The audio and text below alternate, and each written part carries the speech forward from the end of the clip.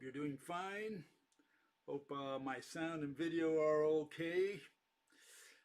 We have a long day today. I just want to mention that lately I'm putting the timestamps, okay, but I can put them only after YouTube uploads the video or whatever they do, render it. And so it usually takes until the next day. Okay, but I do put the timestamps now, and I think that helps people, go over the stuff that they don't want to hear about and go directly to the stuff that they do want to hear about. Okay. Anyways, I got a lot of fan mail, and I can't get to all of it. Okay, so if I miss you, please don't hold it against me. I've got enough. I've got more than enough fan mail as it is. Okay, so let's start with the first one. Okay, here. And this a couple of first ones are of an administrative nature. Okay, is there really no way to interact with the RSM community, the rational scientific method, without using Facebook?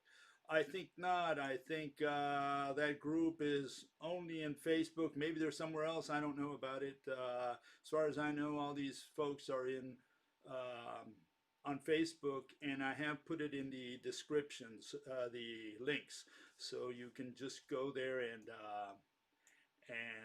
if you're interested, and join in the fun. Okay, and they'll give you a run for your money, I'm sure. Okay, sound is too low. Well, I got it at max. I don't know. I have no idea why the sound is low.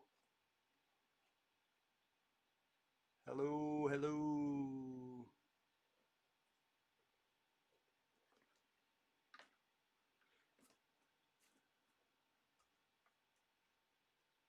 I don't know. I got it on max. What else can I look at here?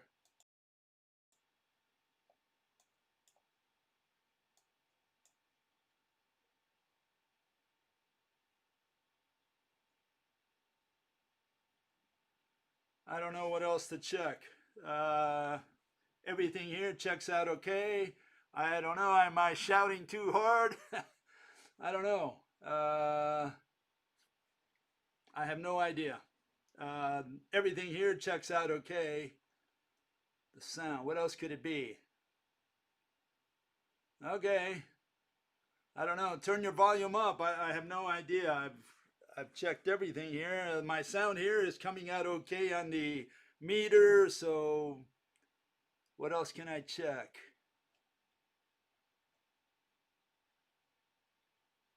Hello, hello. No, it's okay.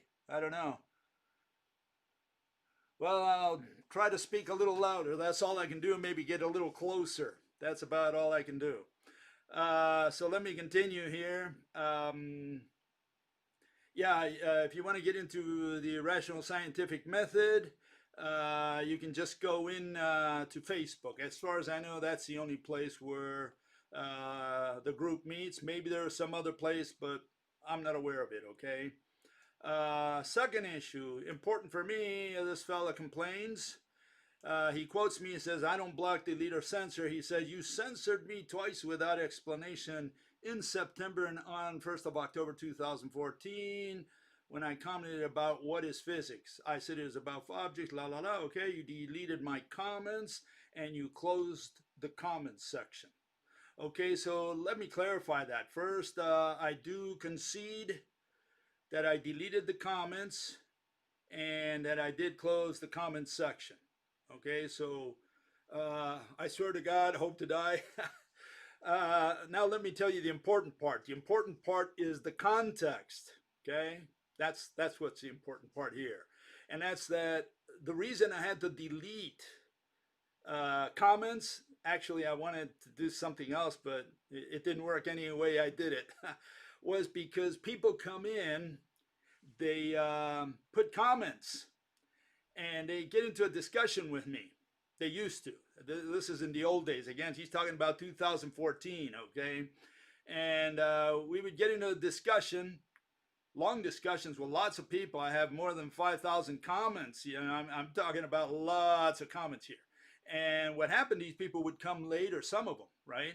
And they would delete their comments. So instead of a dialogue, I ended up monologuing with a wall. Okay, they only left my comments. And so what I had to do was delete my comments. And because I had to delete my comments, I really had to delete all the comments because of these folks. Because otherwise people would say, hey, Bill, it looks like you're selectively deleting comments. So I had to delete all the comments. And that was a pain in the butt because YouTube doesn't have a function where you can delete all the comments at once. So I started deleting comments there, trying to get rid of all of them. And eventually I had to shut down and say, no, this is just too much work. And what I did was I simply disabled comments. Okay. And again, that was before starting the series here. So what's the solution? The solution why I'm saying I don't delete comments is that I don't answer comments anymore, not on YouTube. Okay. Anyone who wants to put a comment, no problem. I'm going to address it here. If I think it's interesting, important, or whatever, I want to address it. But I don't delete comments. The only time I deleted comments, not because of me, but because people left me talking in the air. Okay, they came back and they deleted comments. They did the same thing in the rational scientific method, and after a while they got the hang of that, and they would copy make a backup of all the comments made. So if people came in there and they deleted the comments, what the owners of the site did was they would go in there and just put the comments right back in because they had a copy of them. And so that's always a problem. What I do now, the new policy is I don't delete any comments. I never did, really. This was not because of me, it's because of what these people did. And so I don't delete comments. What I do now is just don't answer them on YouTube. I'd rather answer them here. I think it's more practical. Okay, and that way I don't get left dangling out there in the air talking to the wall. Okay, so that was the issue. Okay, so I apologize if I deleted your comment, but I want you to know the reason. And that was a way back then, several years ago. The other issue is I didn't delete your comments specifically. I deleted a whole bunch of comments. It's not like I targeted you or anything of that nature. Okay, I want you to understand that. But yeah, I do apologize. There's nothing I can do about it. I had to delete all these comments. What I did now is a lot of the comments are still there, but I just disabled comments on the old videos, on the ones where I entered into discussions with people. People couldn't take it and they did nasty things. Okay, let's get on with some more comments here. It says, you say that there's only theoretical physics and that is physics. Everything else is not science, and that is perfectly reasonable, okay? Wouldn't this mean that science is completely limited to physics hypothesis only, okay? After all, there is no such thing as theoretical biology, okay? What name do you propose for practical disciplines currently known as science, such as biology, meteorology, etc.? Technology is about gadgets and such, but what about medicine, virology, and those kinds of studies? Is there no blanket term, and they all must be referred to by their specific line of study? The issue is that science, we define science as rational explanations. If it's not an explanation, it's got nothing to do with science. Okay, so we're looking for explanations, specifically mechanisms. So if you have a mechanism, you propose a mechanism for how Mother Nature runs her shop, hey, we're interested in hearing it because we think it's part of science. Now, what's happening? People confuse technology with science. Okay, and so what happens? They go out there and they say, well, medicine, this guy's fixing a body, operating or whatever. Well, that's technology. That's not really science.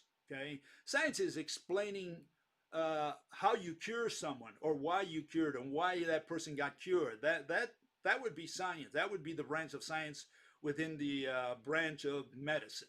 Okay. But if you just go in there and you're a handyman, you work with your hands, and you're a doctor and you cure someone, you didn't do any science. You didn't do any science. The fact that you cured them is like developing a gadget at a factory. You're not doing science. And again, also mathematics is not science, has nothing to do with science.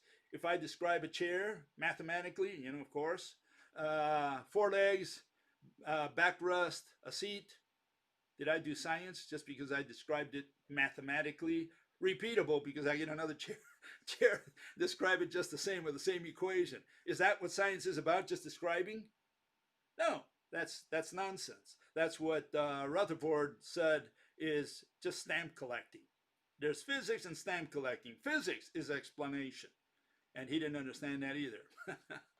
Okay, just so you know where I'm coming from on this.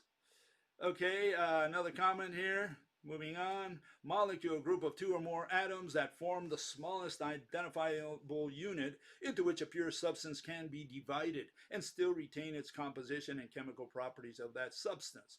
Oxygen molecule O2, water molecule H2O, air molecule doesn't exist. Okay, yeah, just want to say that we usually identify O2 with air. Okay, so when I say air molecule, I'm referring to the oxygen molecule. That's all there is to that. It's just a matter of that is a semantic issue, a strictly semantic issue.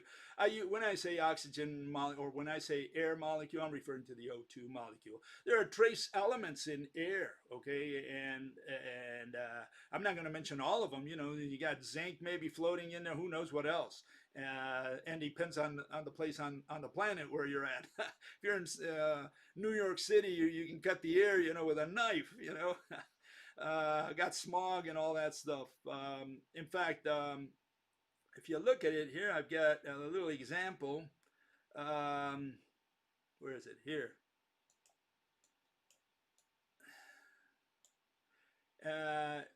Here's a difference between two types of DNA. One's the RNA, the other one's the DNA, okay? And they both use CHON, C-H-O-N. In other words, they use carbon, hydrogen, oxygen, and nitrogen. But the backbone of these guys is made of phosphates. And what they are, is phosphorus-based chemicals. Or compounds. So, even though we identify life with CHON, there's always some other elements going on, just like with air, okay? So air has other trace elements, but we always refer to anything living as being made of CHON. That's it. It's like we don't mention any of the other chemicals. But in your body, you got other chemicals, among them iron. Here's an article, okay? Let me put it over here. And just one pulled out at random, okay? Crucial cellular processes such as DNA synthesis and the generation of ATP require iron, okay? Viruses depend on iron in order to efficiently replicate within living host cells. In other words, this virus that's going around, hey, we could kill it if we could remove all the iron, because it needs iron. You say, well, the virus is CHON, right? Well, it needs iron as well, and maybe phosphates, and who knows what. So, when I say air, I'm referring to O2, okay? And just like when you say something living, you primarily refer to CHON compounds, but there's always some other trace elements in your body for sure, okay? Okay, another comment. Person says,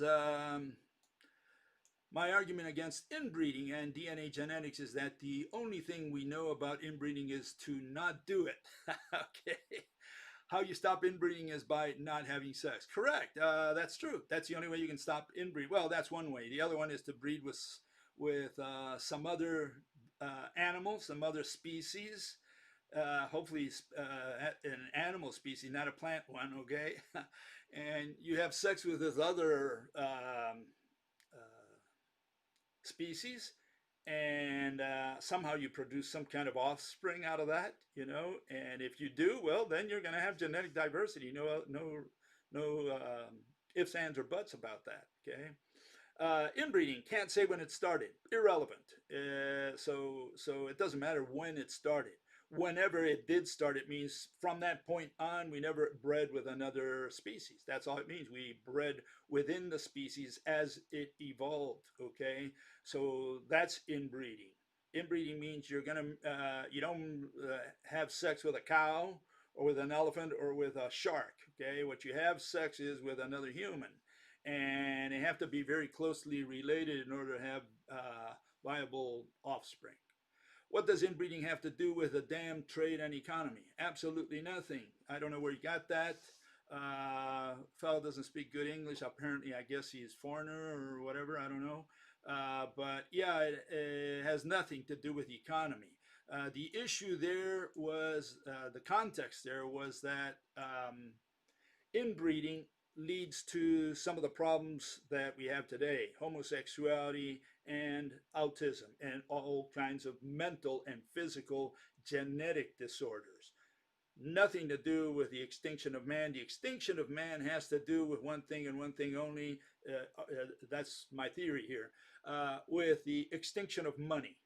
Okay, the extinction of trade. When trade disappears, not if, but when it disappears, we disappear shortly thereafter. Okay, so the theory is that the economy will collapse. It has nothing to do with genetic diversity. Genetic diversity, all I'm saying there is that it leads to some of the genetic problems we're seeing today, which is towards the end of a species' life.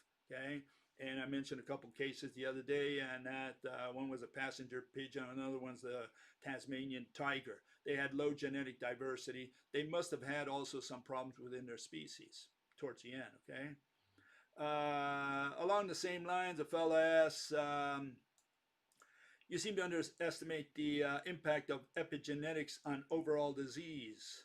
Okay, what is this gentleman talking about? Well, he's talking about this thingy here. Let me correct here. Talking about this definition of epigenetics: heritable changes in gene expression that do not involve changes to the underlying DNA sequence. Okay, so the issue here is that, the context. The context that I'm bringing up here is specifically that inbreeding leads to a loss of genetic diversity. I mentioned a couple articles last time. You can look at last week's video and you'll see the articles there. What I want to mention now is that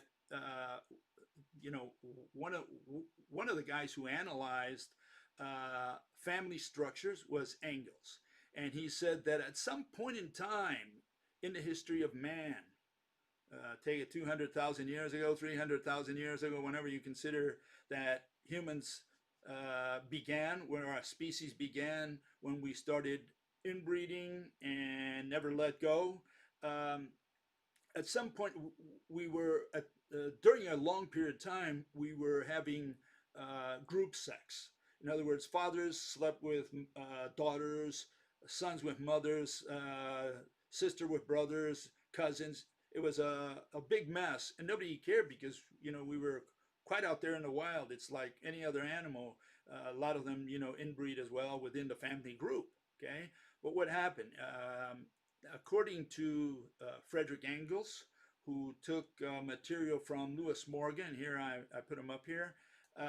He did a little study in the 19th century, and I think it's a good book to get started on the subject. Okay, and this is what Engels does. He bases it on a book by Lewis Morgan, who was part of the a tribe known as he befriended a tribe called the Iroquois in New York State, and he wrote a book, Ancient Society, and based on that book, on the relations that he described there, then Frederick Engels wrote his book a few years later, The Origin of the Family, Private Property, and the State.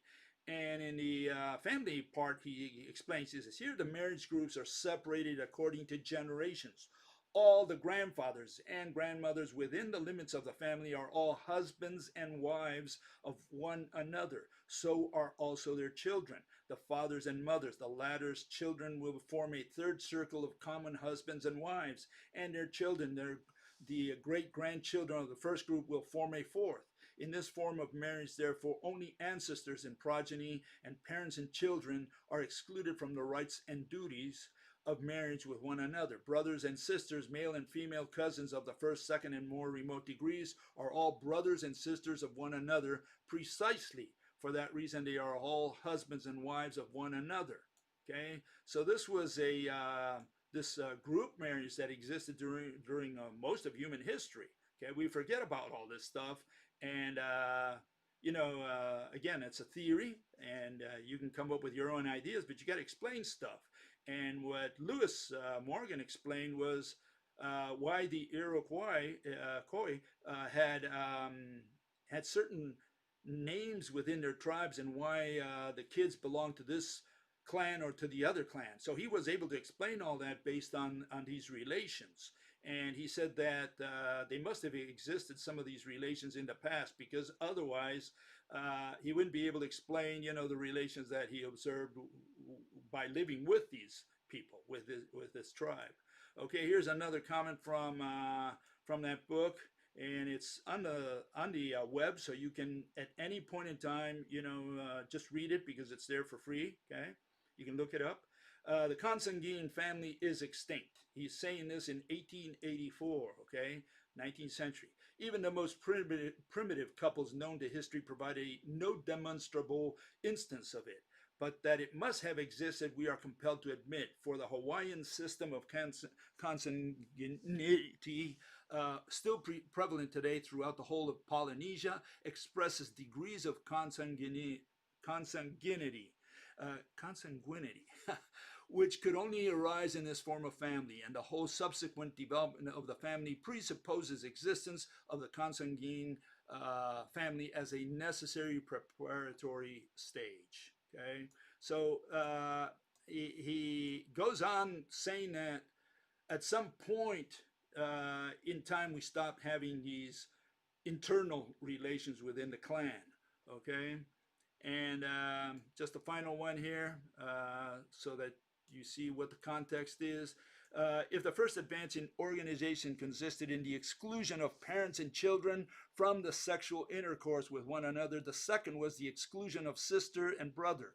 On account of the greater nearness in age, this second advance was infinitely more important, but also more difficult than the first. It was effected gradually, beginning probably with the exclusion from sexual intercourse of own brothers and sisters, first in isolated cases and then by degrees as a general rule. And he's saying that even in this century, exceptions were found in Hawaii, and ending with the prohibition of marriage even between collateral brothers and sisters, or as we should say, between first, second, and third cousins. It affords, says Morgan, right, a good illustration of the operation of the principle of natural selection. There can be no question that the tribes among whom inbreeding was restricted by this advance were bound to develop more quickly and more fully than those among whom marriage between brothers and sisters remained a rule of law. Okay, so all I'm saying is that we stopped inbreeding within the family, but that didn't stop inbreeding within the species. We continued to inbreed within the species. That means we had sex with another human. We didn't have sex with elephants or with monkeys or any other type of animal out there. That's called inbreeding. And when you take that inbreeding a long time, thousands of years, at some point you're going to encounter some serious problems, okay? Genetic problems. And that's where we are today. We're seeing the effects of long-term inbreeding, thousands of years of it, okay? And this is from my book where I say, how do you increase genetic diversity? Well, you can only increase genetic diversity at the beginning of a species lifetime. And a species is when it branches off from the main trunk. And here I give an example. And again, don't take these things by the letter because we have relatively little information. We make the assumption here that Neanderthal descended from Heidelbergensis and Heidelberg descended from Erectus. Okay, in between you could have antecessor, you could have other hominids in between, okay? But that's not important. What's important here is the graph. The graph says that genetic diversity increases at the beginning of a species' lifetime. Why? Because this species encounters new environments, new diseases, new ambience, and he's got to get used to this over thousands and thousands of years. That means that during this whole time, the genes that act to counteract or get accustomed to what's out there are not the same from the mother trunk where this species came from. Okay, so it needs to adjust. But once it begins inbreeding, once it becomes sedentary, then the curve can only go down.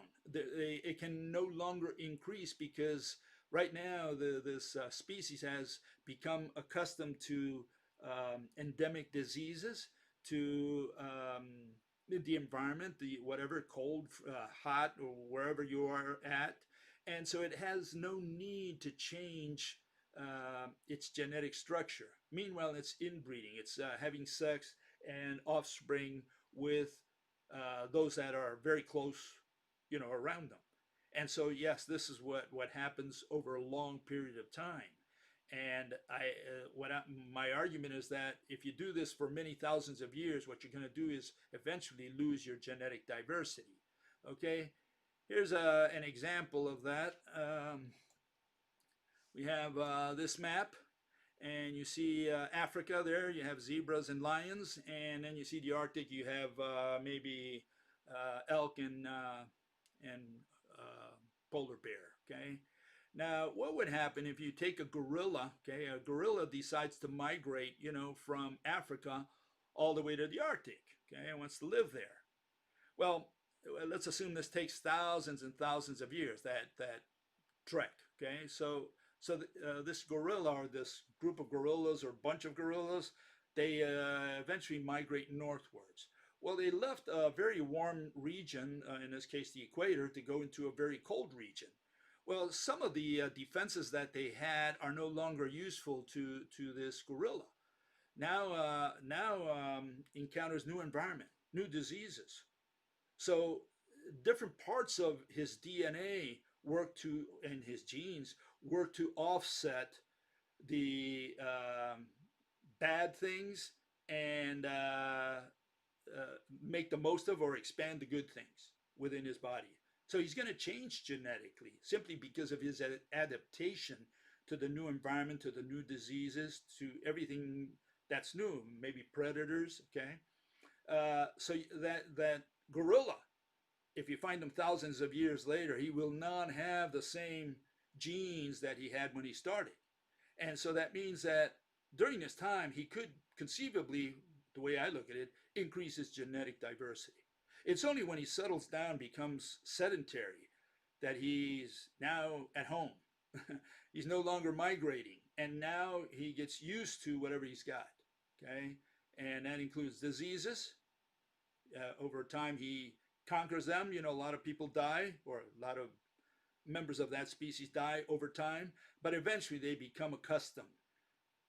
Those who survive, they become accustomed to those diseases, and now those diseases don't kill them anymore. If anything, it makes them sick. That means that those outliers that you had in the genetic pool, those are gone because they couldn't stand the new conditions. And what you're doing is limiting or streamlining your genetic diversity. That's, I think, what the process is. Okay. That's the way I look at that. Okay, another comment here. Someone thinking is irrational since none has ever saw DNA. Yeah, I think it seems like your thinking is irrational because, first of all, let's make sure we understand the language. Okay, he says your definitions aren't rigorous. It looks like the other way around. You can't say you see DNA. Okay, DNA you watch because it moves and so on, but we don't need to see DNA. Okay, we don't need to see DNA. In science, we do not use our eyes, and we do not use our hands. Okay, and it takes a long time for people to understand that. They have this notion of science from when they went to school or college or whatever, and they have this idea you got to prove things, that you got to demonstrate things, that you go in there and you do an experiment in the lab, you observe, you run a test, maybe you measure. None of that has anything to do with science. Okay, let's get that straight up front. Science, explanations. That's it. You got to explain something. We don't care what you did in the lab. We don't care if you did an experiment. We don't care if you used your hands, your eyes, if you saw, you didn't. We don't care any about that. When you come to the conference, we want you to explain a mechanism. That's what science is about. So whether you see DNA or not is irrelevant. You can make an assumption, say, let us assume that DNA exists and it looks like this. We're done. That's it. You make an assumption. Now what are you going to explain with that? That's what we're interested in. Okay, so whether you saw or not, whether you use your eyes, your hands, whether you did an experiment, we don't care. None of that is relevant to science. Okay, DNA, what's that? Well, here, let me show you what's that. DNA looks like this. Something like this. Let's see if I can get it up here. Got so many of these. Takes a while to get up, just to get them up. There you go. That's what it looks like. Okay, a bunch of dumbbells in a row. DNA is simply a is a big molecule. That's all it is. Okay, and you don't have to believe in DNA. You don't have to accept it. That's not important. What's important is that the person who comes into the conference says, look, this is DNA. With this thingy here, I'm going to explain this other thing. It's the explanation we're interested in. Okay, that's the way it works in science. So you can point to whatever you want to point to. It doesn't matter. Okay, your theory, your explanation should follow from whatever you pointed to. Okay, so yeah, whether you saw or not, whether you believe in DNA or not, irrelevant. Totally irrelevant in science. In science, we do not believe in God. We do not prove God. Science, we make an assumption, say, let us assume that God exists. Okay, now what's your theory? Well, I theorize that God created the universe, and this is how he did it. That's what we want to hear. Okay, we don't want you saying, oh, I believe in God. Oh, I know God exists. That's irrelevant to science. DNA, what's that? None can see that. If you can show me DNA, I just showed you DNA, need a rational explanation we can see. No, we don't see rational explanations, for sure. And we do not use our eyes. What we see is what the person pointed to on the board or in his presentation on the screen or whatever. And that's this here. There it is. That's what DNA. Now you saw it. For the first time in your life, you saw DNA. Okay? That's what DNA looks like. Whether you believe or not, irrelevant. Okay? The only way to see trade is to have trade. You don't see trade, and again, this fellow has his world upside down. He sees trade. Trade is a verb, and in science, okay, and so you don't see verbs. What you do is watch verbs. So let's get it right. Let's get the language right first. Okay, the language is here. You got the all-seeing eye. Okay, and what you see is pictures, images, still images.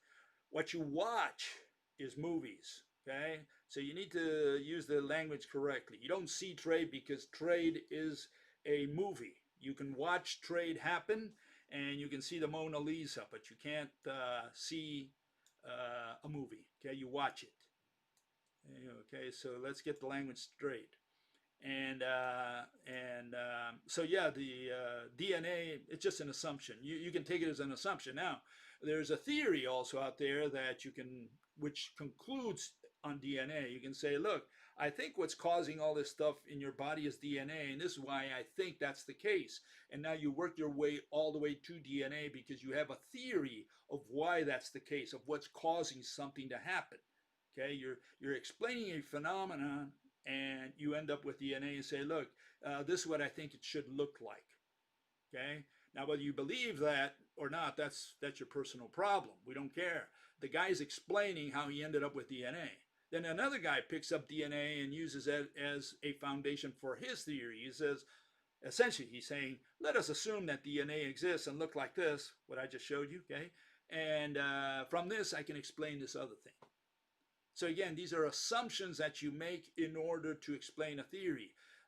You should go to scientific conferences more often, and you'll find that it's about explanations, except in mathematical physics. Okay, they don't do explanations, but that's what science is. Science is explanations. And yeah, we begin with assumptions. You have to make an assumption, especially about invisible entities such as light, gravity, and so on, possibly even DNA, atoms, you know. Okay, along the same line, Fowler says entropy varies directly with any reversible change in heat in the system. What what is heat? Okay, he's asking. Um, well, heat I can only tell you what heat is under the rope model, and here it is. This is what heat is under the rope model. Okay, okay. If you look at the top one, you have two atoms quantum jumping, and they're jumping a little faster than the ones in the middle, and which are pumping faster than the ones at the bottom. Okay, and you can see that what changes also the the length of the links, and the frequency obviously changes. Okay, so you have the velocity of light there synthesized in those three sets of atoms. So what is heat? Well, as you go up, you get higher heat. Why? Because you have higher energy. Remember the word energy? No definition? Well, now you do have a definition. Definition is that higher frequency, shorter wavelength, in other words, the link length, is what gives you heat. And the slower it goes, the closer you approach coldness. Okay, so that's the model under the rope model. Okay, the model for heat, you can say. Okay, and he had another question here. Let me get that back in here.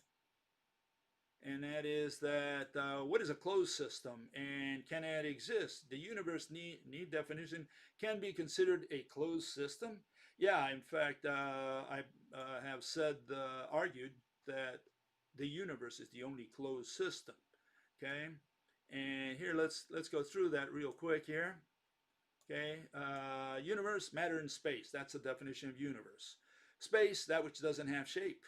Okay, now we know what it is. In other words, space is not a what. Okay, we define space, and it's a synonym of vacuum, and it's a synonym of nothing or nothingness.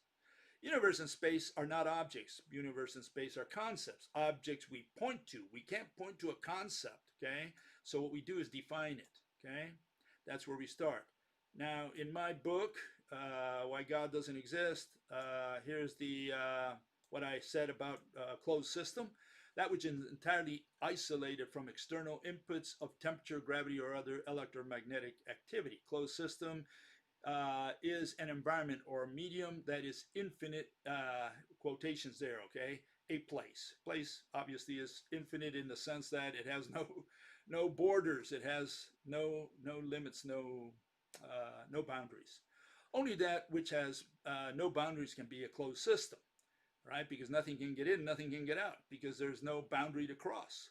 We now have the necessary ingredients to postulate that our universe is a perpetual machine, the only one conceivable. The universe was not created, never had inputs, had no kickoff, and will have no end. If matter cannot convert into space or space into matter, and space has no boundaries, the universe as a whole is a closed system. Matter exists in present mode and not in future or past modes. In this sense, the universe is definitely perpetual. Space is a place. This makes our universe the only conceivable closed system. Cause and effect implies that there is no first cause or last effect. We live in what we could call a perpetual machine. That's essentially what a closed system is, okay? A perpetual machine, because it cannot receive energy and it cannot lose energy, because there's no boundary for the so-called energy to cross in either direction. Okay, and here I try to illustrate this for you a little bit. Okay, let's see if you can visualize this. Okay, here's our universe. Oh no, wrong one. Sorry. Let me get this one here. Here it is. Okay, here it is. Here's our universe. Okay, all the matter in the universe. And the black stuff is space. Nothing. Vacuum. Okay. Now you can see the particles or galaxies or stars, whatever, they're expanding. They're expanding. They can get away from each other maybe momentarily, then come back. They maybe oscillate back and forth, but no particle can leave the universe, the space, because space is not a thing. It has no shape. It has no boundary. So none of those particles has any possibility of getting out of the universe. Okay, that's why it's perpetual. Okay, it's also a closed system. Okay, and here the opposite of that. No particle, no entity can come into our universe. Okay, here's some particles trying to get into our universe. That can never happen. One of the two, either those particles are part of our universe, okay, or they can't come in. Because there is no other universe, because space has no boundary. So those particles had no boundary to cross in order for them to come into our universe. Okay, it's very difficult for you to understand that, but see that space there that ends at the four corners of that frame. It doesn't end there because space has no boundaries. So if it has no boundaries, where are those particles coming from? What boundary did they cross if space has no boundaries? And if those particles did come into our universe, it's because they were part of our universe to begin with, because space has no boundaries. Okay, and so I'll let you stew on that one for a while, because it takes a while to understand that.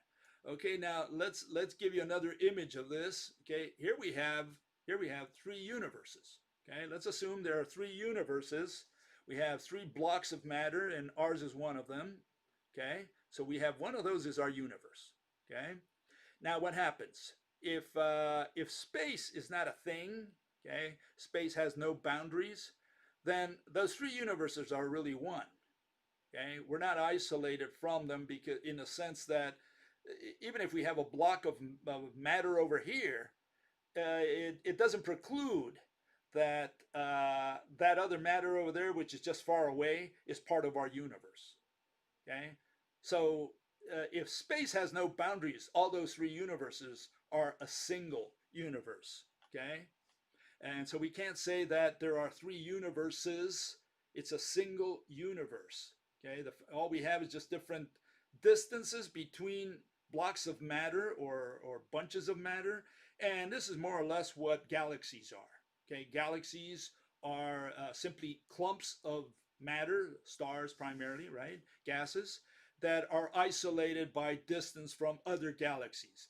Are those galaxies different universes?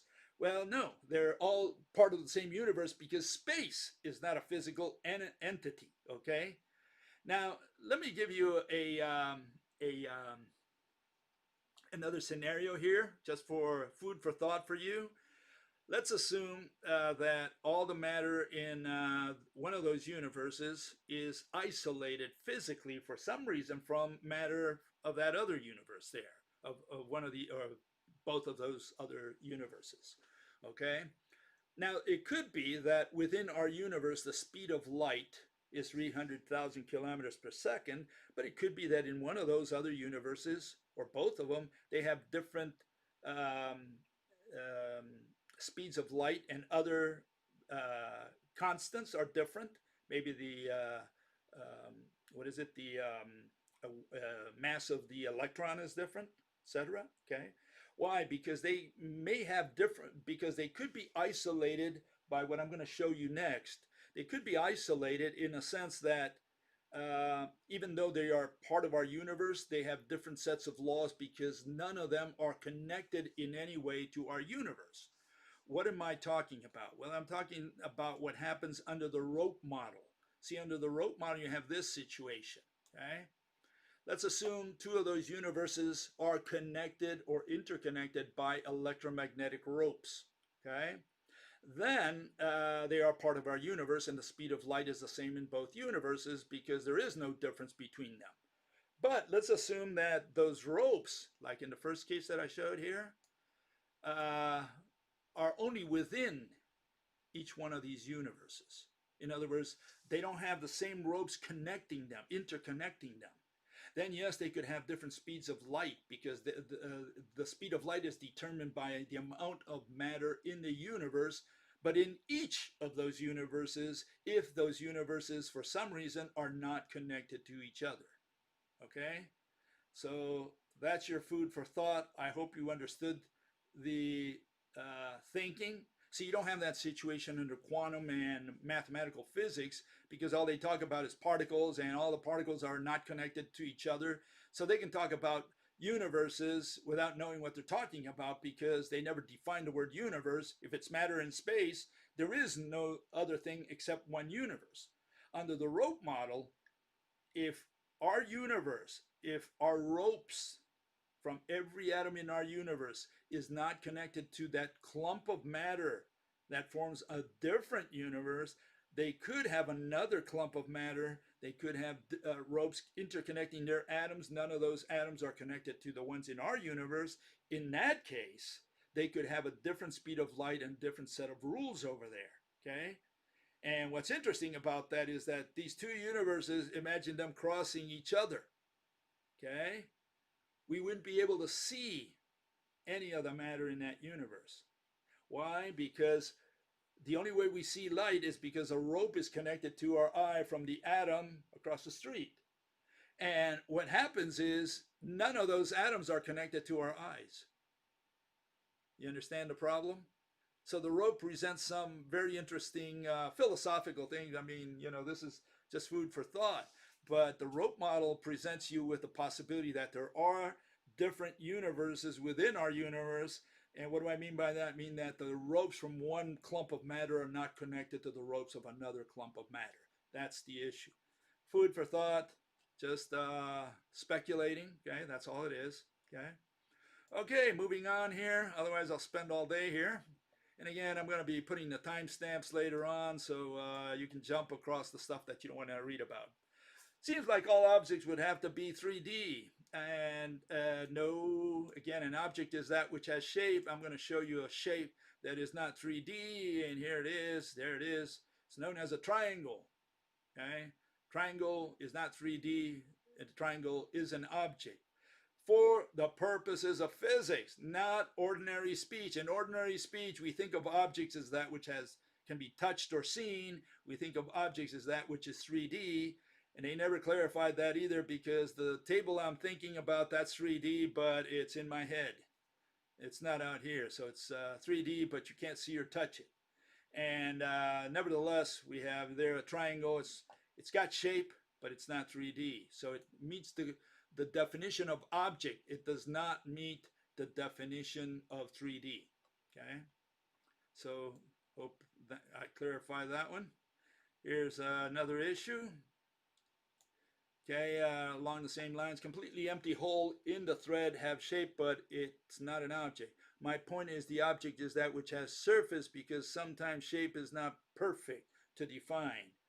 Yeah, we don't have to define the word shape, not in science. Shape, you want to know what shape is, go to kindergarten, ask the children what's the difference between, a ball and a cube. Just show them this and say, what's the difference? Assuming they're all the same color, same material, same everything, same volume, same mass, whatever. Just show them two things like this and say, what's the difference? They'll tell you the shape. And they'll teach you what shape is. We don't need a definition of shape. We need a definition of object. And the definition of object is that which has shape. So there we go. And shape is what you learn out there every day, okay? We know what shape is, so we do not need to define that term at all. We don't define every word in the dictionary, okay? Not in science. We don't need to. Only those that make or break our theory. And right now what we do with, in the case of the word object, we have to compare it against other possibilities. We have to compare it against those who define it as motion, as volume, as mass, as see, as touch. That's what we're comparing against. So you don't have to ask what shape is. A shape is understood as much as motion, pretty much is understood, mass, touch, see. We don't need perfect definitions of those words. All we need to know is the difference between shape and touch, or shape and motion, or shape and volume. If you can tell the difference between those words, you don't need to define the word shape. That's the issue. When you ask for the definition of shape, you're trying to get run on a tangent. You're trying to get away from the discussion, usually trying to avoid punishment. And usually it's devil's advocates who do that. Okay, object, and also we can create shape to emptiness, but we not create surface to it.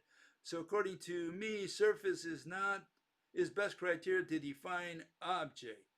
Okay, pigeon English. Very hard to understand this guy. My definition of object, that which has surface, is object. If any problems with it, my definition is please explain it. Please explain it. Yeah, okay, I'll explain what the problems are with your definition. Your definition is clearly has many flaws. Okay, and here it is, a rundown. First is that surface is a 3D concept. Okay, not all objects are 3D. Again, and so surface only belongs to 3D. Circle is 2D, for example, or I just describe what is it, a triangle. Plane is 2D, a surface is 3D. An object, 3D, is ordinary speech. So anytime you use the word surface, you're talking about 3D and you're talking about ordinary speech. Okay, you're not using a scientific definition. Very easy to destroy the word surface. Okay, and here, again, I want to show, give me a second here. I want to show some of the problems. First, you can't and don't need to define three components to make shape. See, right there, you got three components. What this fellow is saying is that if you enclose space within some kind of boundary, in this case, a circle, okay, what you end up with a sandwich. You end up with space, ring, and space. That's what you end up with, okay? And so, people try to enclose space and say, space does have has shape as well. No, space does not have shape, because the only thing we have that has shape there is the ring, okay? And the way we're supposed to look at this as a continuous body, you have to look at it like that. There's only two things, or two entities, or words treated as entities that make up an object. One is space, which serves as the backdrop, and the other one is whatever's enclosed or contained within the boundary, okay? So what's inside the boundary perimeter is not the shape. Shape is what is enclosed, encapsulated by space, the region within the boundary, okay? You must treat the what's inside the boundary as if it's made of a single piece, okay? Again, we don't accept mereology, which is what an object is made of. And you can't contain, encapsulate that which doesn't have shape. So you haven't contained the space within a ring, okay? Space just went right through you because space has no shape. So you have nothing to contain, okay? And just to rub it in, because people also bring up the issue of what is flatness, okay? And here I try to clarify that as well, because it relates to this issue. Whether a boundary, a ring, whether you should consider the ring or the disc, okay? And a disc is flat, unless you turn it sideways. You might see some thickness, in which case it's 3D. Otherwise, a ring seen head on is 2D. Okay, that's because it's on a 2D platform. You have to make no assumptions about that having any width or thickness. Okay, but here you have the Flatlanders, and we have them in relativity, and we have the Flat Earth Society. Okay, and what do you see there? What you see is what they define as flat, and Flatlander, flat earthers, they never define flat, because flat means zero thickness, and they want you to think that flatness is a surface that is smooth, okay? But see, for a surface to be smooth, you got to pass your finger around. You got to do a test. And again, even in that case, the flat earthers lose, because you got Mount Everest, and it kind of is not flat like at sea level, and so the earth is not flat. And so when you ask them, how flat is flat? I mean, what do you mean by flat? So we have to define this term, especially we're going to talk about, flat earth and flatlanders and relativists who say the universe is flat, okay? And so the way we do it, we say, yeah, zero thickness, okay? That's flat, okay? So you can see even in Einstein's flat universe, they put a little bit of thickness there. That's not flat.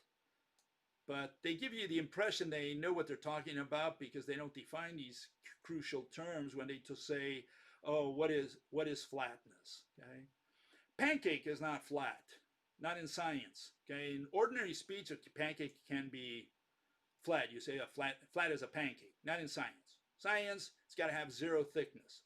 And zero thickness, you can say, is a triangle because it's 2D only.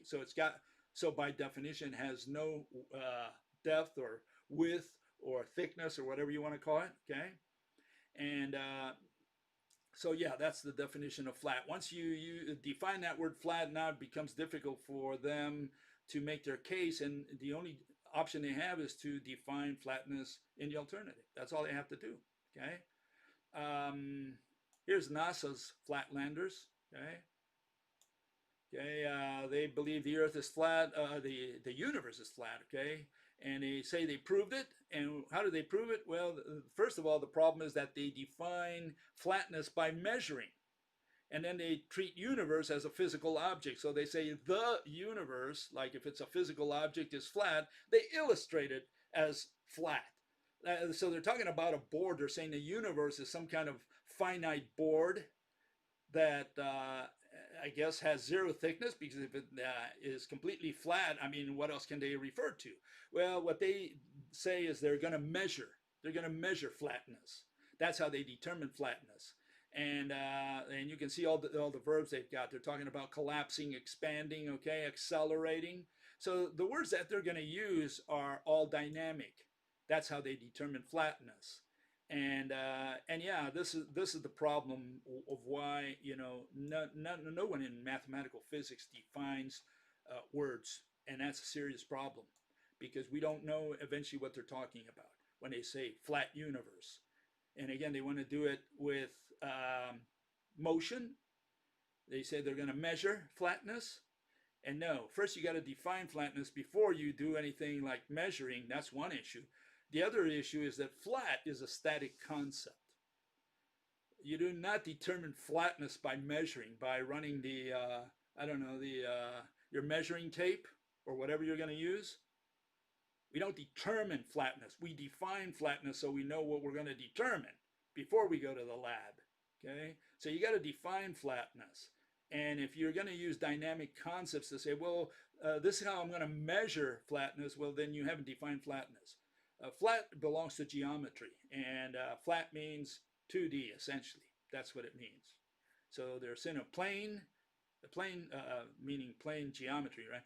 Plane is flat. That's flat. Okay. Anything, any use other than that is mere opinion. Okay, and one last comment here before we get on to the subject today. Jesus. Okay, and here is a shape. Okay, and you might say, well, hold it, that shape, it's got a backdrop. It's a black backdrop. And people focus on the flat backdrop, on the black backdrop, and they say, well, what is that? And does it have limits right there? Is it limited by the frame? And you know, they have 1,000 questions. No, you got to focus on the object, on the shape that the center of attention is what's in the center. That's what we're referring to. Don't look at the black stuff at all. Don't ask about it. That black stuff is known as space, nothing. And here, let me change the backdrop so that I confuse you completely. Okay, you want to put a watery, oceany type of backdrop? Go ahead, no problem. You want to use a curtain? How's that for a backdrop? Okay. Don't ask about the backdrop. The backdrop is not important. And here's the blue sky backdrop. How's that? You can use any backdrop you want. We call it space.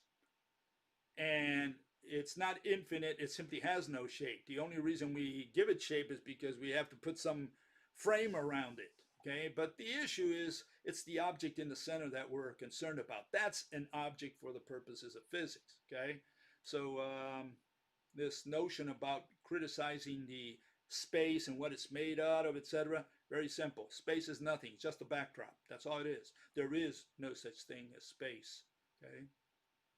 Okay, I hope I answered some questions regarding objects and shape. Okay, there. Okay, let's get on with Mr. Al-Khalili. A little late, but again, you know, you can skip over the stuff you don't want to read about. And here's my summary of what I'm going to talk about, or my criticisms of Adam Man Jimmy there. These are his fatal flaws in his arguments, okay? He argues that he learned physics by rote while standing on the shoulders of giants such as Rutherford, Bohr, Heisenberg, Born, and Chadwick. It turns out that these fellows, you know, they were not giants. You know, I think they were mental midgets, pygmies, dwarves. The conclusion of these mental midgets is the Copenhagen interpretation of QM. That's the one he concludes with. He says that's the one that's active today. That's the one people believe in the mathematical world. So that's the one you got to respect, okay, supposedly, or take on the basis of authority. The Copenhagen interpretation essentially states that you cannot even visualize the atom, so don't even try. See, people talk about the atom and what it looks like, and they draw a little ball going around the, you know, the planetary model, the little ball going around the nucleus. No, don't even try to look at or to visualize it, because the Copenhagen interpretation says you cannot. You're an irrational individual if you try to visualize the atom. Okay, so please get that straight up front. If you thought otherwise, well, you got a problem, okay? The only way to approach the atom is through mathematical description. That's the Copenhagen interpretation. That's what Jimmy's going to talk about. The mathematicians refer to this description as a theory. A description is not a theory because a theory is an explanation. So there is no such theory as quantum mechanics, primarily because they don't have objects. Okay, they don't use objects, so whatever explanation they give you is irrational, and so I'm not sure it qualifies even as an explanation. I mean, if someone uses magic to explain something, has he really explained it? So there is no such thing as quantum theory. All there is quantum description. Description is not theory. Okay, quantum only describes. And the result, everyone simulates quantum mechanics with a planetary model, you know, the atom, okay, and treats the atom as a solar system. Like with gravity, no one can justify why the electron or the Earth doesn't spontaneously fly away. That's the key issue in quantum mechanics and also in relativity. They cannot explain the force of pull. They cannot explain why the electron spontaneously doesn't fly away. That's the only question you got to ask any quantum guy. Any. As soon as he says, oh, quantum, and I study all these years, and I'm an expert, okay, say, tell me why the electron doesn't spontaneously fly away. What keeps it bound to the nucleus, to the proton? Same with the Earth in the case of relativity. Yeah, they tell you that the Earth goes around the sun, fine. Now you ask them, why doesn't the Earth fly out of the solar system spontaneously? And what are they going to say? That time is warped, and that's what prevents the Earth from flying out? You're going to say, well, time is a concept. How does time come in contact with the skin of the Earth? And a guy might tell you, it's just an analogy. You're not supposed to take it seriously. That's the answer they'll give you. You know, they have no answer. So they don't have an explanation for why the Earth doesn't leave the solar system. They don't have an explanation, a mechanism for why the electron doesn't spontaneously leave the atom and fly out. Why do you have to spur it or stimulate it into leaving the atom and turn it into an ion, or maybe to conduct electricity? Why do you have to do something to it? Why doesn't it automatically, spontaneously, the electron, why doesn't it spontaneously leave the atom? That's the only question that quantum has to answer. And of course, they'll never answer that because you can't do it with particles. It's the particle hypothesis, which is nonsense, which has to be debunked or thrown away, thrown in the garbage can once and for all. It's the particle hypothesis which we've been using for the last 10,000 years.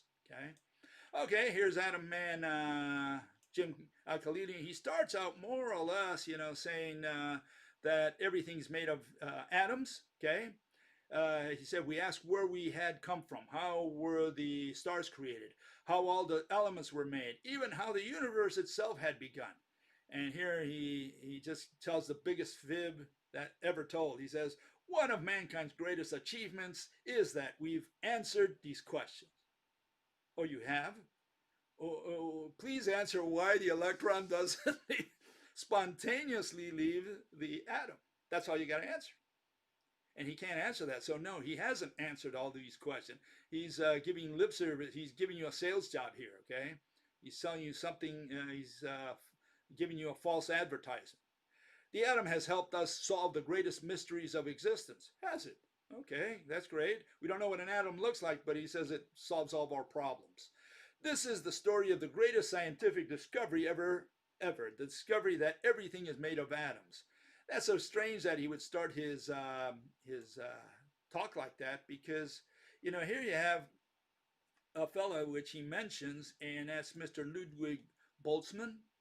And Ludwig, good old Ludwig, he came up with the idea that the atom is real. Okay, he in the 19th century, towards the end of the 19th century, he was arguing that there are for sure real atoms. No one in those days seemed to believe that the atoms were for real, because no one could see them or touch them.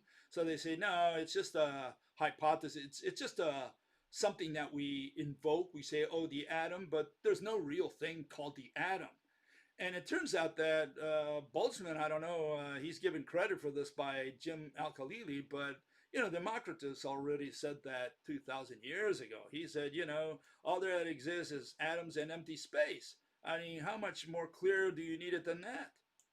So no, Boltzmann was not the first to mention that for sure. He says that Boltzmann committed suicide. He hung himself in 1906 because no one would believe him. No one accepted his version that atoms were real. Okay, but here, good old Einstein, you know, he came up in 1905, a year before Boltzmann's death. And he wrote 4 papers in 1905, annus mirabilis, so-called. And in one of them, he explains Brownian motion. Guy in 1827, Mr. Brown, and he discovered that all these pollen were moving inside the water, and they said, why are they moving? They called it Brownian motion. And Einstein explained that in 1905, one of his 4 papers that he published that year. And he explained that, and he says, Al-Khalili speaks for Einstein, says, the pollen will only jiggle if they were being jostled by something else.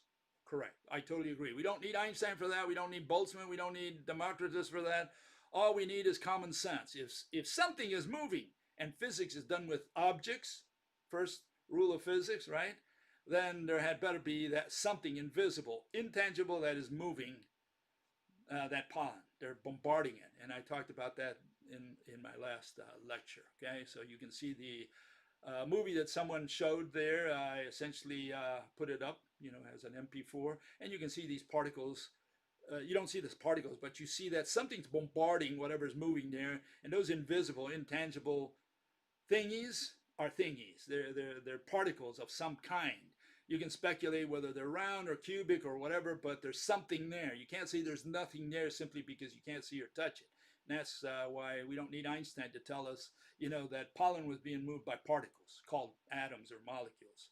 So Einstein said that water must be made of tiny atom-like particles which themselves are jiggling. Correct. And again, it just follows from the first law of physics, which is physics is done with objects. You can't do it with concepts. You can't do it with magic. Okay.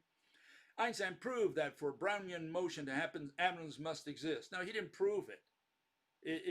There's no such thing as proof in science. All you do is you make an assumption. You say, you can say that there's something elongated, or there's a battering ram, or there are little particles. You can speculate on a lot of this stuff, but there better be something there. There better be something that's causing that. You can't say it's done with concepts, okay? The atom had to be real. Of course it had to be real. Now, if you want to call it an atom, which is what I call it, because this is what the word out there that's used, no problem. You want to call it X, call it X, but there better be, X had better be a physical object. That's the point, okay?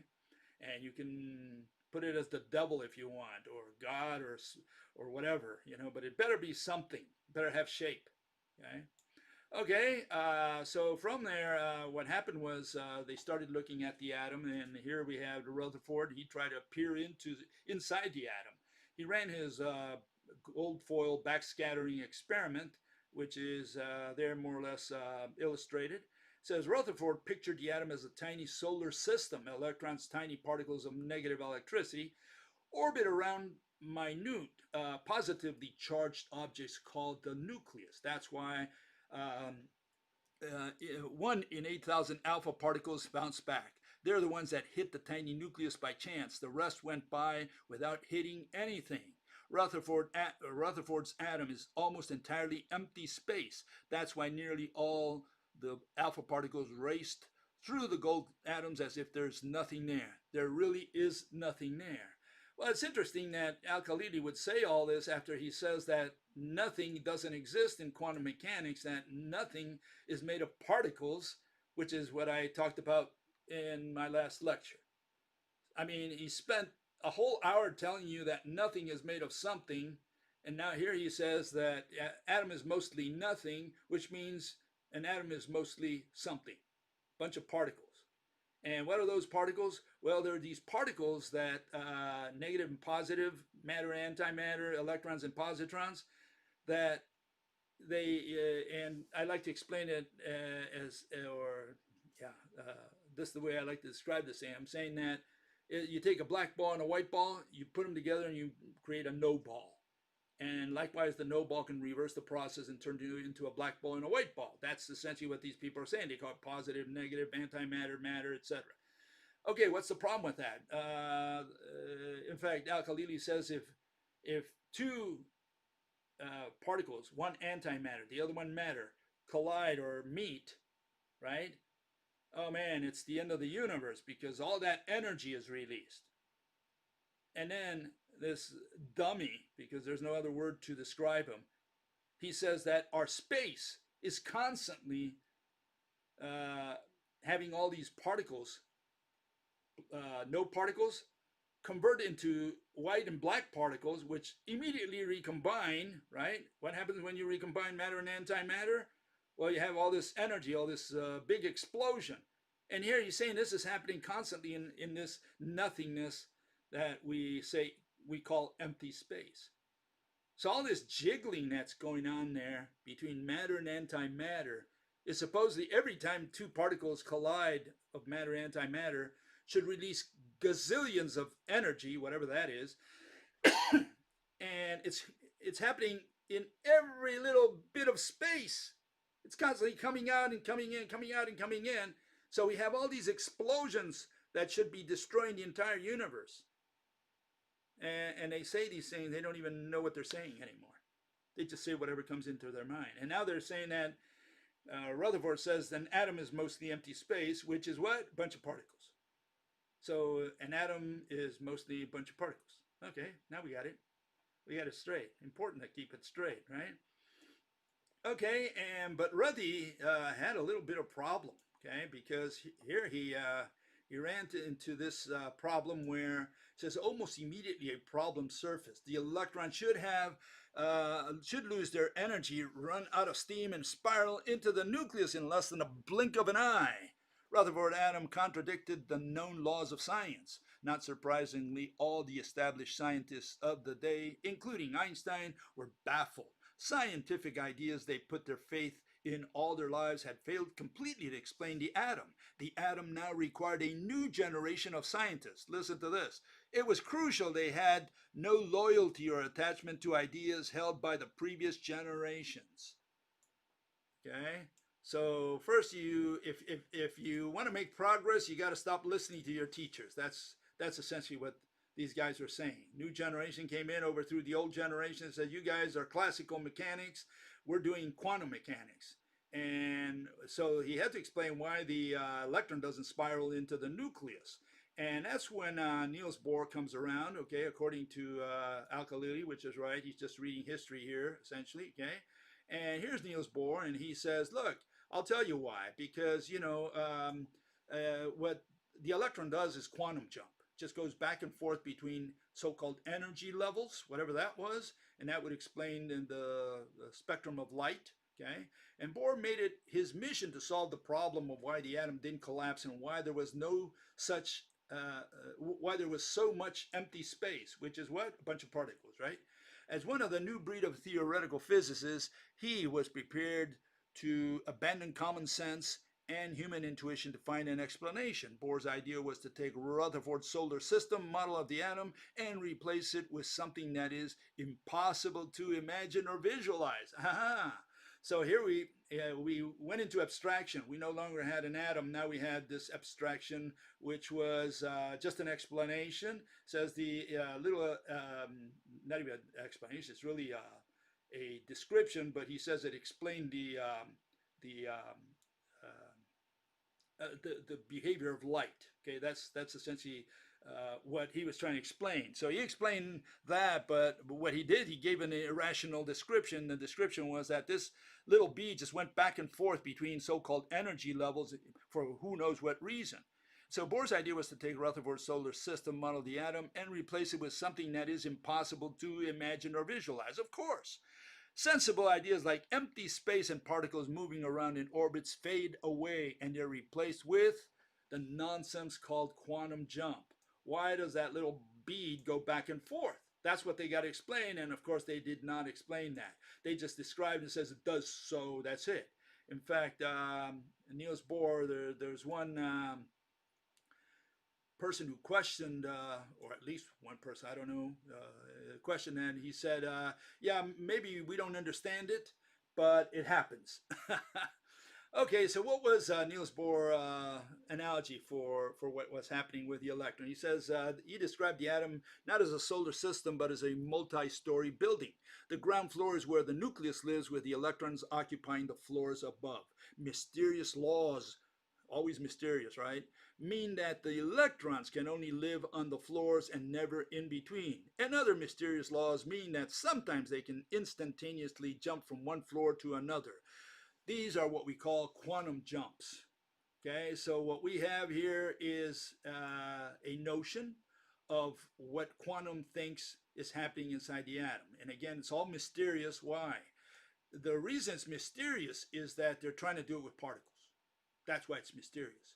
Once we abandon the particle, we've got it made. As long as you insist on the particle hypothesis, which is what quantum is all about, or waves, which is, again, particles, because what is waving? Particles. So you have two options. You can take the Newtonian version, which is, you know, these particles essentially ran straight, and they were not the vibration of the ether, or you can take the Robert Hooke and Huygens version, which is the vibration of the ether, the particles of ether. But it's always been particles or nothing. They have no other option. No other option has been put forth in the last 10,000 years until we now have the rope model. Pull. For the first time, we have all atoms are interconnected. That was never proposed, postulated by anyone. Okay, so that's new. That's what this site is about. Okay, so so we continue here. Bohr went in there and says, when one physicist claimed that the jumps were nonsense, Bohr replied, yes, you're completely right, but that doesn't prove the jumps don't happen. Only that you cannot visualize them. So if you cannot visualize it, what kind of science is that? What kind of physics is that? Hopefully, if you're going to explain a mechanism, we can all visualize it. If you can't visualize the mechanism, then what kind of mechanism are you proposing? And this is where you can see that quantum got farther and farther away from physics into complete abstractions, irrationality, surrealism. Okay, because now for the first time, they no longer talk about what you can visualize.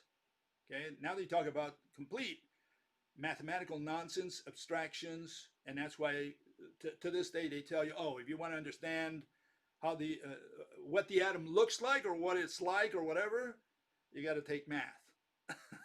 That's the answer.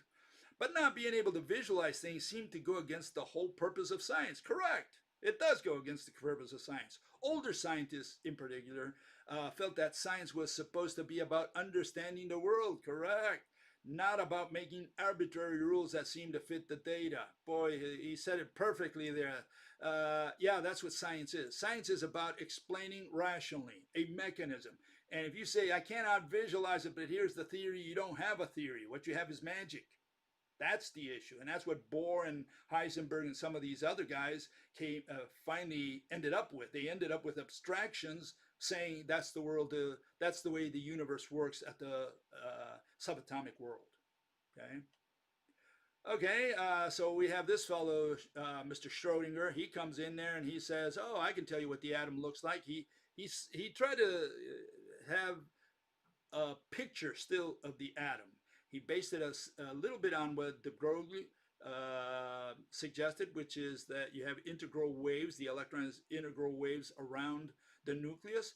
And Schrodinger came up with a similar idea. He just came up with his equation. He says the electron, essentially this is his interpretation, the electron is in fact a wave of energy, whatever that is. There's no such thing as a wave, there's no such thing as energy, so we still have abstraction. What are we staring at? We don't know.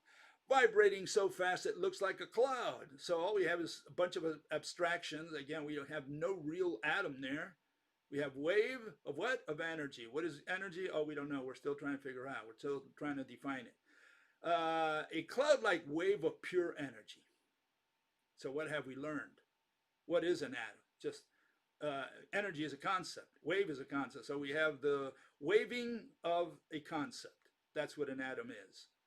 So he had a problem defending his vision against people like Heisenberg.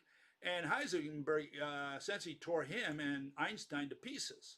Okay, why? Because Schrodinger couldn't keep up with him. Now here's Schrodinger again, okay? And what he couldn't explain especially was the, he had a picture, but he couldn't explain the nagging problem, which was the strange instantaneous quantum jumps. His cloud model or his vibrating wave model of energy, he said, well, why does it fall to a lower energy level and rise to a higher energy level? And he couldn't explain that with his equation, with his vision of the atom. Okay, so this is where quantum was at a crisis. And who came to save the day? Well, good old Wernicke. Okay, Wernicke, Heisenberg, he came up there and he says, oh, I can tell you why. He had this notion. He said he believed it was time to give up a picture of the atom at all, completely. We can't picture the atom, okay? All human attempts to visualize the atom, to model it with familiar images, would always fail. He decided to abandon all pictures of it and describe it using pure mathematics alone. The atom didn't just defy visualization. It even defied traditional mathematics. He came up with these quantum matrix, and he says, this is what the atom looks like. Pure math. So if you want to know exactly what an atom looks like, they're going to tell you to take a course at the university level, because otherwise you won't understand what it looks like. It's like saying, what does a rock look like? Oh, you got to take a course at the university level to know what a rock looks like. Okay, so you go to the university and say, okay, I want to find out what an atom looks like. This is what an atom looks like. There you have it. It's a little matrix, bunch of equations, a couple square roots, right? Cube roots maybe. You have the irrational number there. So now you know what an atom looks like when you go to the university. Okay, you got to go to the university to find out that it looks like that. That's what you spend 10 years at the university for. Yeah, they have no picture of the atom, and to make things worse, good old Wernicke came up with a new idea which just shocked the pants out of everybody, and that was his notion of the uncertainty principle. He says, I know why the atom cannot be visualized. It cannot be visualized because it's inherently unknowable. Okay. And so good old Al-Khalili, he explained, he says, there is a fundamental limit about how much we can know about the subatomic world. That's what Heisey found out about. If we know where an electron is at a particular point in time, then we cannot know how fast it is moving. But if we knew its speed, we would know its position. That's essentially Heisenberg's uncertainty principle, or principle of indeterminacy. Okay, it's a fundamental truth about how nature behaves at the subatomic scale, known as Heisenberg's uncertainty principle. No, it's how nature behaves when you model it with particles, which is irrationally. Okay, the reason this is nonsense is because, and you can try this experiment at home, always in the presence of a trained quantum mechanic. Okay, you put a ball on your table. Do it carefully. Okay, this is a very dangerous, very expensive experiment. Okay, you put a ball on the table and you watch it for a while, and you'll notice that it doesn't move. So you know its position. You know how far it is from the edge of the table, all that. You can even measure and check, and it's always there.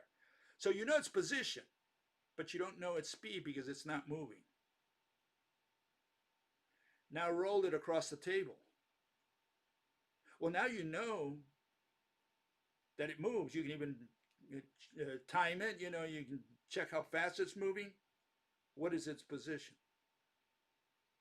Position, location, really, in rational science, location is a static concept, whereas motion, or momentum as they call it, is a dynamic concept. So yeah, the more you know about how a ball moves, the less you know about its location. The more you know about its location, you know nothing about its motion. That's what Heisenberg discovered. He got a Nobel Prize for that idiocy. Okay. And today it's one of the golden rules of quantum mechanics, so please don't laugh at it, okay? Okay, here's good old Jimmy gawking at duality. You know, the fact that everything in quantum mechanics is a paradox, among them complementarity, invented by Mr. Niels Bohr, saying that the light is both a particle and a wave. And that goes for everything, essentially for the electron, I guess the atom, everything behaves as both, a particle and a wave. That way they cover all the bases. It never occurred to them that it could be neither, that maybe it's a rope, light. That's a totally different concept completely, okay? A totally different theory. Atoms are not just unimaginable, they're self-contradictory. I mean, these people are admitting it. They're telling you in your face they're unimaginable, self-contradictory. Then you have all these people out there who are, you know, they just look at these things very superficially and they say, oh no, they have proven the atom. We wouldn't have computers if it weren't for quantum, blah, blah, blah, blah, blah. Here they're telling you, atoms are not just unimaginable, they're self-contradictory. They behave both like particles and waves. Yeah, no kidding. And it gets weirder. Oh, it does, okay. When you aren't looking at an atom, you're going to need a couple drinks to understand this, okay? So go get your beer, okay? It behaves like a spread out wave. But when you look and to see where it is, it behaves like a particle. This is insane. Yeah, completely. Totally agree. So he did have some good points in his presentation. He said it's insane, it's surrealistic, it's poppycock. That's what he's saying.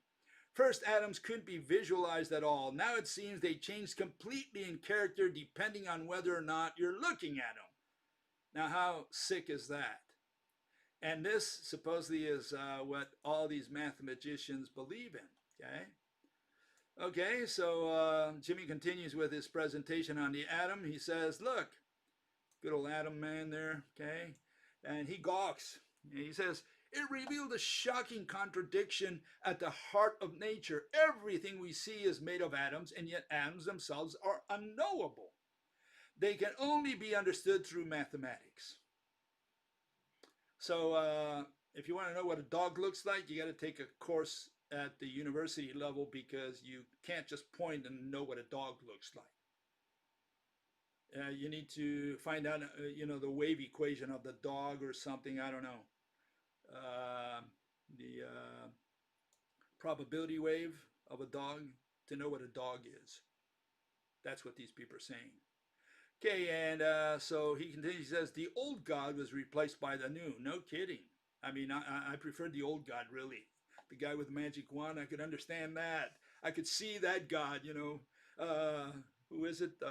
Michelangelo, he painted God, so I respect him because now I know what God looks like. He's got a beard, you know, a little magic wand. He's got all these saints and angels around him. The old God was replaced by the new, no doubt. Chance and probability became interwoven into the fabric of nature itself. And we could no longer describe atoms in terms of simple pictures, but only using pure abstract mathematics. Now, how's that for physics? How's that for understanding how the universe works? You got to take a course in mathematics just to know what an atom looks like, because all you can do is put an equation, in this case the matrix that Wernicke invented, okay, and so here we have good old Niels Bohr, and he summarizes for us: everything we call real is made up of things which themselves cannot be regarded as real. Of course, he never defined the word real. He didn't know what the word exist means, because he didn't define that as well, but he talks about what is real and what is not real. But that's his conclusion. It just gives you an idea. These people have no clue about quantum, which is how they pretend to describe the atom. And they can't describe it except mathematically. And I mean, they can't point to it. They can't give you a picture, a drawing of the atom. Is an atom, but they say that an atom is what caused the pollen, you know, Brownian motion, would cause the Brownian motion to occur, to the pollen to move. They say it's got to be something, but now they have that something, and they say, well, but you cannot even visualize it. You're not allowed to. You can only approach it through mathematics. Solvay 1927.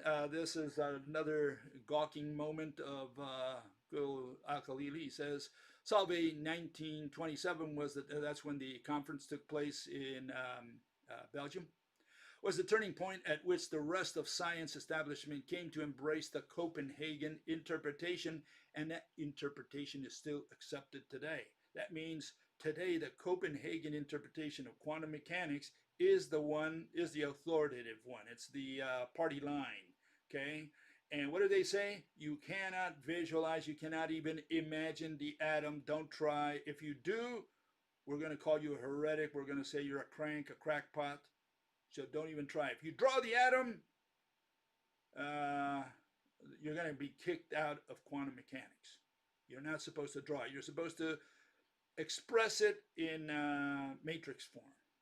Okay, you got to put all those square roots, numbers, then you're okay. But don't try under no circumstances to draw and illustrate the atom, because it's impossible. You cannot even visualize it. Whatever you draw is wrong. That's the Copenhagen interpretation. Okay, all the physicists that I use, all the physics that I use, this is Al-Khalili giving us his testimony. Okay, all the physics that I use in my research, certainly the quantum mechanics that I teach my students. This is how these things get rolled by from generation to generation. Okay, passed on down. And that fills the textbooks on my shelves is based on ideas that were hammered out and crystallized here at the Solvay conference in October 1927. In a sense, everything I know about the way the world around me is made up started here. Over the last 80 years, it has been proven right time after time, and its authority has never been in doubt. Now, how's that for a statement of religion? Is quantum mechanics a religion or what?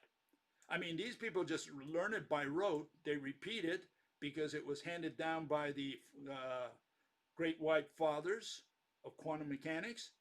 They're not willing to challenge it, partly because they would be kicked out of quantum mechanics, meaning they will not get a job, a career. So they have to fall in line. Those people who are smart and they say, well, you know, I can't take this any longer, they drop out and become engineers, lawyers, doctors, whatever. But those who stay, they have to repeat the catechism. They have to know it by heart. And that's where good old Jimmy falls in. That's why I have little respect for him.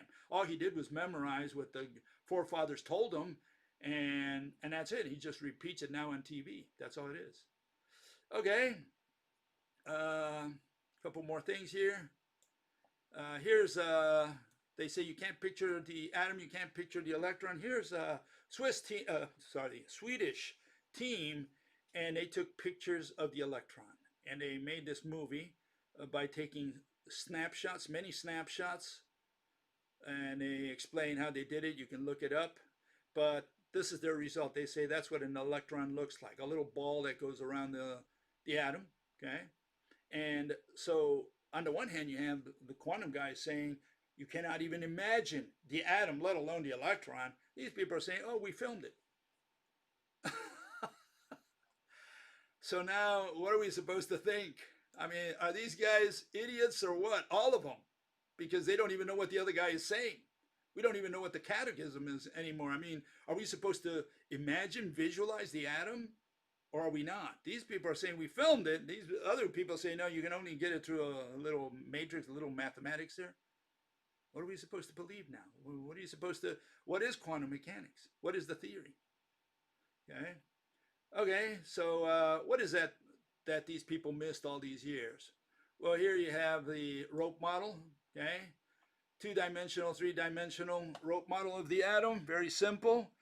And so yes, we can visualize. We had better visualize it if it's a physical object, okay?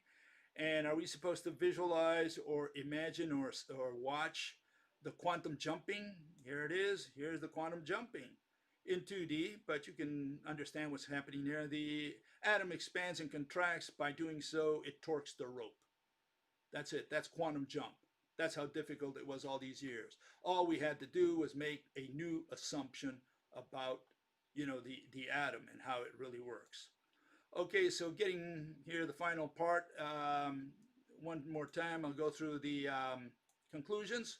My conclusions, in other words, the fatal flaws I want to point out in Al-Khalili's argument. First, he argues that he learned physics by rote. Okay, essentially that's what he's saying. He just gawks at the forefathers that he had that gave him all this information. He calls them giants, but he's atom man, so I guess if he stood on the shoulders of these giants, they were maybe pygmies. I don't know, dwarves. The conclusion of these mental midgets is that the Copenhagen interpretation of QM, which says, essentially states that you cannot even visualize the atom, so don't even try. Okay, even though here you have these people in Sweden that they filmed the atom, so they do a little more than just visualize, they filmed it. Okay, they claim that they filmed it, and you'll find a lot of people who say they took pictures of the atom as well. Okay, so I don't know what all these people are talking about. And the only way to approach it through mathematical description. The mathematicians refer to this description as a theory. It's not a theory because a theory is an explanation. Quantum can only describe, okay? So there is no such thing as quantum theory. And the result is that everyone anyways just uses the planetary model to do, electricity and ionization and collisions. They use that model anyways. So by default, that is the quantum atom, except that they'll always deny it at the end of their presentations. And just like with gravity, they cannot explain why the electron B does not leave this solar system planetary model. Okay, so there you have it in a nutshell. What should you think about Al-Khalili? Well, not much about him. He didn't make a very good case. He started saying that they explained everything. It turns out they explained nothing. They don't have any explanation, any rational explanations, which means they do not have an explanation. For that matter, I can just go with the explanation we had 1,000 years ago. Angels move the earth around the sun. That's a good explanation. Why not? I mean, better than this one. At least I can visualize angels going around the sun, pushing the earth. Okay, I can also visualize angels on two magnets holding hands and attracting each other. I can do better than quantum just by postulating angels. So maybe my angel theory is a little superior to quantum mechanics, because this one they tell you can't visualize it, don't try to imagine it, because you can't. The only way to approach it is go to the university, learn a bunch of math, and then you'll understand. You know what I mean? Anyways, with that, I'm going to see you on Wednesday, and I'm going to continue with Al-Khalili, because he's got a lot of material out there, and it needs to be debunked. It needs to be brought to light what these guys are passing on down, not only to his students, to people that he teaches directly, but also to the new generations who, just come in and they want to get some information on quantum mechanics and general relativity, and they come in and they just get bits and pieces. Oh, okay, so that's what we've discovered, huh? So we need to, for those few people who stay a little longer and they are really critical, they will find that there's a lot to criticize in mathematical physics. None of it survived. None of it survives. We'll see you on Wednesday. We'll see you.